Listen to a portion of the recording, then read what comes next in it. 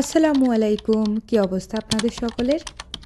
যেহেতু আমরা চট্টগ্রামে থাকি, তো শীতকাল আসলেই আমাদের কিন্তু চট্টগ্রামের মানুষের কিছুটা রিচুয়াল আছে এই শীত পিঠা নিয়ে। শীত পিঠা বেসিক্যালি আমরা বাপা পিঠাটা বেশিরভাগই খেয়ে থাকি। এটার জন্য আমাদের দাওয়াতের আয়োজন বলতে ওই দিন অন্যান্য অঞ্চলের দিকে অবশ্যই এই শীত পিঠাটা তেমন একটা তরকারি দিয়ে খাওয়া হয় না, শুধুমাত্র গুড় নারিকেল এগুলো দিয়ে খাওয়া হয়। তো ভাবলাম আপনাদের সঙ্গে আজকে আমি আমাদের চট্টগ্রামের যে রিচুয়াল রান্নাবান্নার যেভাবে একটা আয়োজন থাকে ওটাই শেয়ার করব। আমার আজকের ভিডিওর মধ্যে কয়েকটা রেসিপি একসাথেই শেয়ার করতে যাচ্ছি। প্রথমেই আমি গরুর মাংস রান্নাটা শেষ করব। গরুর মাংসের মধ্যে পেঁয়াজ, আদা, রসুন, টমেটো কুচি, এছাড়াও বেসিক যা যা মশলা আছে, হলুদের গুঁড়া, লাল মরিচের গুঁড়া এবং মাংসের মশলা, তার সাথে ভাজা জিরার গুঁড়া, এরপরে দিয়ে দিচ্ছি এখানে পরিমাণ অনুযায়ী লবণ, আস্ত কিছু গরম মশলা, দিয়ে দিলাম রান্নার তেল। এখন এর মধ্যেই ডেকে রান্নাটা বসিয়ে দিব। আমি আরেকটা চুলার মধ্যে অলরেডি কিন্তু মুরগির মাংসটাও বসিয়ে দিয়েছিলাম। মুরগির মাংসটাও এই পর্যায়ে কষানো হয়ে আসছে। তো যে কথাই বলতেছিলাম, চট্টগ্রামের আয়োজন বলতে বাপা পিঠাটা না আমরা তরকারি দিয়েই খেয়ে থাকি। তরকারি মানে মাংসের তরকারি দিয়ে। আমি এর আগে একটা ছোট্ট রিল শেয়ার করছিলাম, যেটার মধ্যে কিন্তু বলছিলাম আমরা তরকারি দিয়েই খেয়ে থাকি। তো ওই ভিডিওটার মধ্যে আমাকে অনেকেই বলেছে এটা প্রথমবারের মতোই দেখলাম। আসলে আপনাদের কাছে এটা প্রথমবারের মতো হতেই পারে, কারণ আমার জানা মতেও আমি যতগুলো ডিস্ট্রিক্ট চিনি ওখানে কেউ কিন্তু ওইভাবে তরকারি দিয়ে খায় না। শুধুমাত্র আমি দেখছি চট্টগ্রামের কক্সবাজারের ওইদিকের মানুষেরা খায়। বিশেষ করে এই শীতের দিনে কিন্তু অনেক অনেক আয়োজন হয় বললেই চলে। যদি কখনো সময় হয় তাহলে আপনাদের সঙ্গে শীতের সময় একবার কক্সবাজার গিয়ে তাদের ওই রিচুয়ালটা আমি আপনাদের সঙ্গে শেয়ার করব। এদিক দিয়ে মুরগির মাংস আর গরুর মাংস দুইটা তরকারির মধ্যে কষানো শেষে আমি গরম পানি দিয়ে দিলাম। এরপরে রান্নাটা বসিয়ে দিব। ও হ্যাঁ, আজকে কিন্তু আমি গরুর মাংসের মধ্যে নতুন আলুটা সিদ্ধ করে ফাটিয়ে দিয়ে রান্না করব। মুরগির মাংসটা অলরেডি অনেকখানি হয়ে আসছে। এমনিতেও মুরগির মাংস হতে তেমন একটা সময় লাগে না বললেই চলে। মুরগির মাংস যখন হয়ে আসছে আমি ধনেপাতা ছিটিয়ে দিব উপর দিয়ে। আমার এই শীত পিঠার আয়োজনের ভিডিওটা প্রায় সপ্তাহ 10 দিন আগেরই। আমি যখন আমাদের বাসায় গিয়েছিলাম তখন আম্মু বলে যে যেহেতু শীতের দিন তোমরা আসতে হয়তো আবারও দেরি হতে পারে, ওটা বলেই আম্মু তার জামাই মেয়ে এদের জন্যই আয়োজনটা করছিল। এরপরে গরুর মাংসের মধ্যেও আমি সিদ্ধ আলুটা দিয়ে দিব। আলুটা আমি প্রথমেই সিদ্ধ করে রেখে দিয়েছিলাম। আজকের গরুর মাংসের মধ্যে একটু ঝোল ঝোলে থাকবে, যেহেতু ভাপা পিঠা দিয়ে খাওয়া হবে তো ঝোল তো থাকতেই হবে। আমি আলু দিয়ে ঝোলের পানিটাও দিয়ে দিলাম। এরপরে নেড়ে চেড়ে এখন রান্না হতে থাক। মুরগির মাংসটা যেহেতু রান্না হয়ে আসছে, তো চুলাটা তো খালি, এত এত রান্নাবান্না থাকবে, সব মিলিয়ে আয়োজন তো আছেই। এদিক দিয়ে চুলা খালি হতে না হতেই আম্মু ভাপা পিঠার জন্য ফোইনটা বসিয়ে দিল।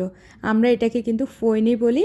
ডাকনা দিয়ে ডেকেই বসিয়ে দিয়েছিল। পানিটা থেকে হয়েছে কিনা সেটা বোঝার জন্য উপর দিয়ে বাফ যখন অলরেডি বেরিয়ে আসবে এরপরে এর উপরে ভাপা পিঠাটা মূলত বসিয়ে দেয়।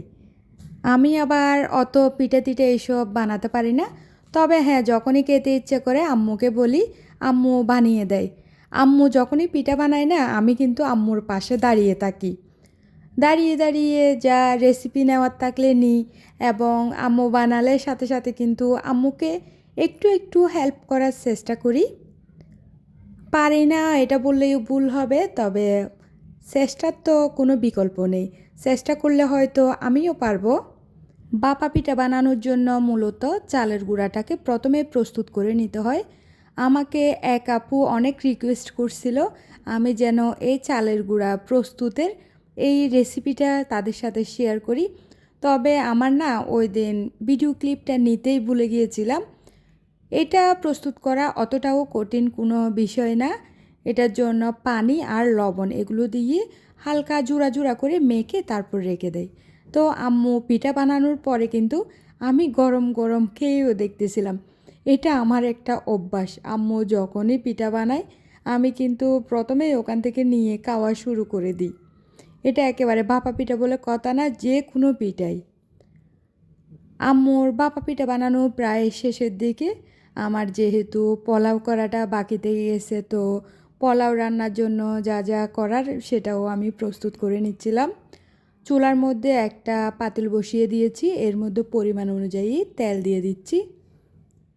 তেলটা যখন গরম হয়ে আসবে আমি এখানে পেঁয়াজের বেরেস্তাটা করে প্রথমে উঠিয়ে নিব। পেঁয়াজের বেরেস্তা করার ক্ষেত্রে আমি যখন পেঁয়াজের রঙটা পরিবর্তন হয়ে ব্রাউন কালার ওই রকমের হয়ে আসে তখনই উঠিয়ে ফেলি।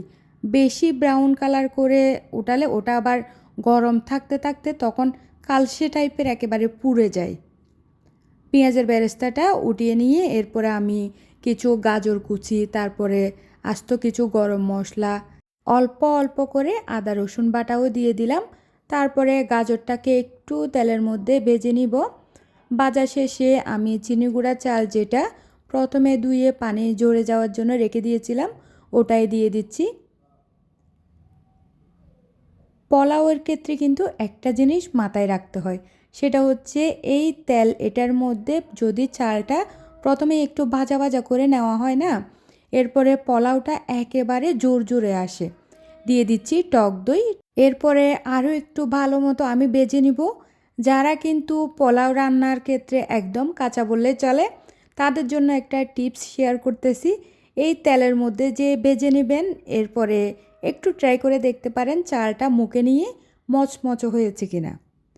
তারপরে আমি এখানে গরম পানি দিয়ে দিলাম। আরও একটা টিপস হচ্ছে, যারা রান্না করতে চান তারা কিন্তু চালের দ্বিগুণ পরিমাণের পানি দেবেন, তারপরে আপনার পোলাওটা কিন্তু খুব সুন্দর জোরজোরে আসবে। আমি এর মধ্যে পরিমাণ অনুযায়ী লবণ দিয়ে দিলাম এবং পাউডার দুধ, 2টা কাঁচামরিচ সব কিছু দিয়ে এখন চালটা ফোটা পর্যন্ত অপেক্ষা করব। চাল যখন প্রায় 80% মতো হয়ে আসবে উপর দিয়ে আমি এখন অল্প পরিমাণে চিনি ছিটিয়ে দিলাম। তারপরে চিনিটাকে আরও একটু ভালো মতো নেড়েচেড়ে মিশিয়ে নিব।